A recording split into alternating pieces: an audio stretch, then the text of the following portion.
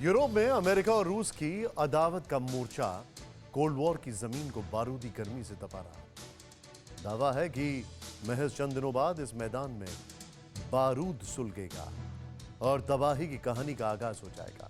लेकिन सवाल यह कि आखिर किस बिना पर यह दावा किया जा रहा है, तो जवाब है हालात।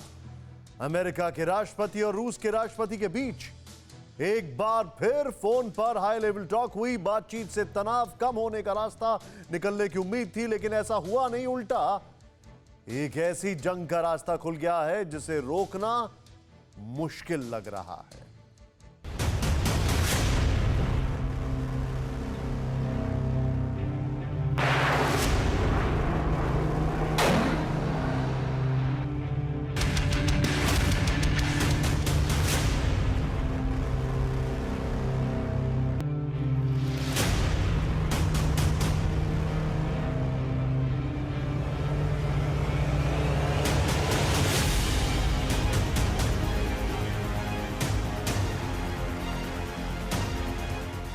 दो 2022 विध्वंसक आगाज।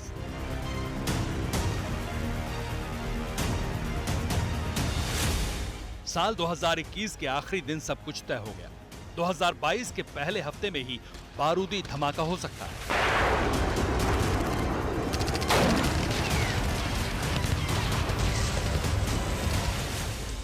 और इससे उड़ने वाली चिंगारियों के जद में पूरी दुनिया आ सकती है।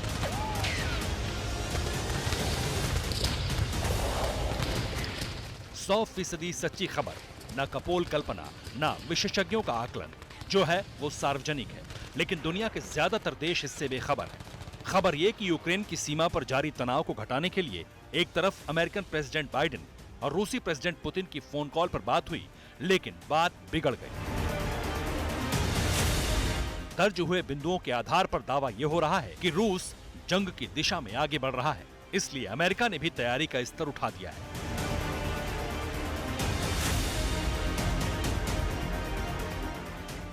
यानी नाटो सेना अब यूरोप में रूस के खिलाफ युद्ध छेड़ने की तैयारी शुरू कर चुकी है। बातचीत की मेज पर आकर कैसे बदल गए समीकरण, समझिए एक एक पहलू।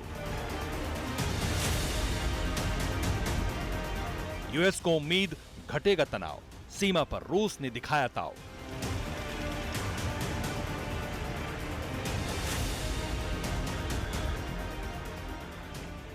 दरअसल यूक्रेन सीमा पर जारी तनाव को लेकर रूस के आक्रामक रुख ने युद्ध की स्थिति बना दी है। तकरार यूरोपियन देशों के साथ है, लेकिन अमेरिका के संरक्षण की वजह से रूस के खिलाफ मोर्चे के दूसरे मुहाने पर सीधे अमेरिका आ गया।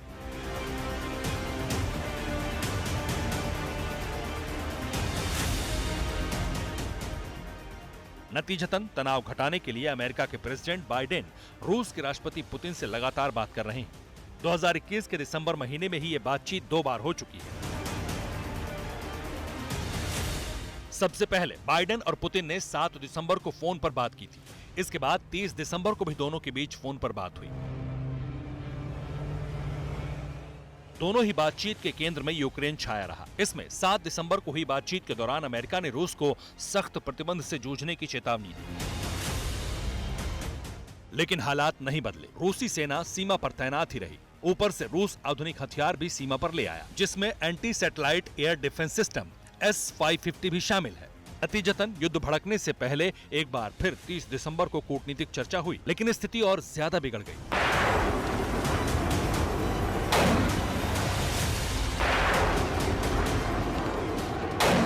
पुतिन से तनाव घटाने के लिए बाइडेन ने अनुरोध किया। राजनयिक मार्ग हमेशा खुला रहने का भरोसा भी दिया। रूस को यूक्रेन के खिलाफ युद्ध छेड़ने के परिणाम बताए, लेकिन रूस के प्रेसिडेंट पुतिन ने अमेरिका को ही चेतावनी दे दी। पुतिन ने प्रतिबंधों को अमेरिका के लिए घातक बता दिया। प्रतिबंध लगाने पर यूएस से संबंध तोड़ने की चेतावनी दी। यानी यूक्रेन की सीमा पर जिस तनाव को कम करने के लिए दुनिया के 2 शीर्ष नेताओं की फोन पर बात हुई, वो तनाव कम नहीं हुआ, उल्टा और बढ़ गया। 50 मिनट की बातचीत बेनतीजा रही और जनवरी के पहले हफ्ते में ही कुछ ऐसा होने का अंदेशा जताया जाने लगा जो दुनिया के लिए घातक साबित होगा। लेकिन क्यों? पुतिन की फोर्स फ्रंट पर बरसेगा बारूदी कहर।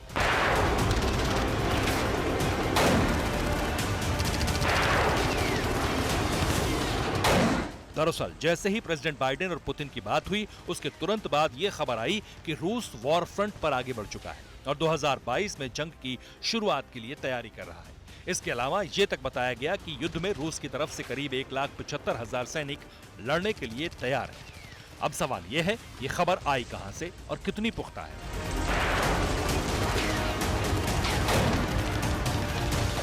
दरअसल यूएस सीक्रेट सर्विसेज ने पोजीशन का पता लगाया।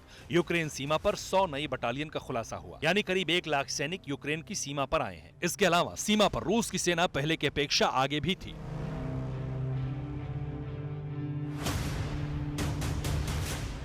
यानी जहां रूस ने अपने डिफेंस सिस्टम को एक्टिव किया था, वो लोकेशन बदल चुकी थी।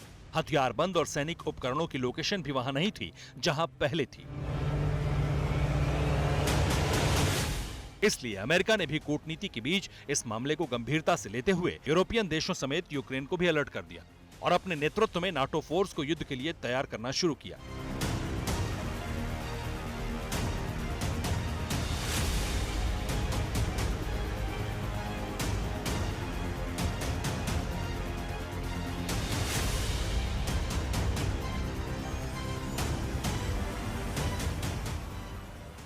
नाटो फोर्स के लिए रूसी फोर्स के डिप्लॉयमेंट का अलर्ट भी काफी था, इसलिए तैयारी शुरू हो गई।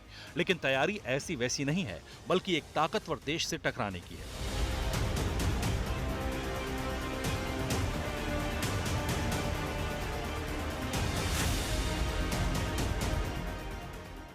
इसलिए स्तर बहुत ऊंचा है, जिसमें सैटेलाइट से लेकर हाइपरसोनिक हथियार और समुद्री बेड़े भी शामिल हैं।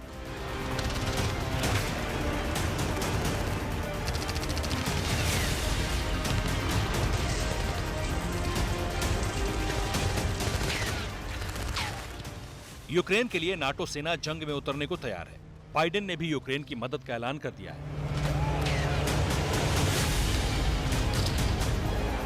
यानी रूस के खिलाफ जंग में उतरने की तैयारी का स्तर इतना बड़ा है कि जैसे ही रूस ने यूक्रेन पर चढ़ाई की, वैसे ही पूरी दुनिया पर जंग के बादल छा जाए।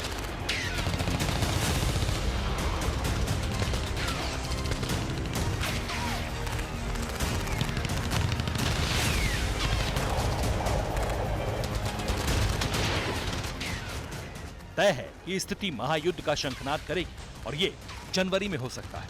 Bureau report, TV9 Bharatvarsh.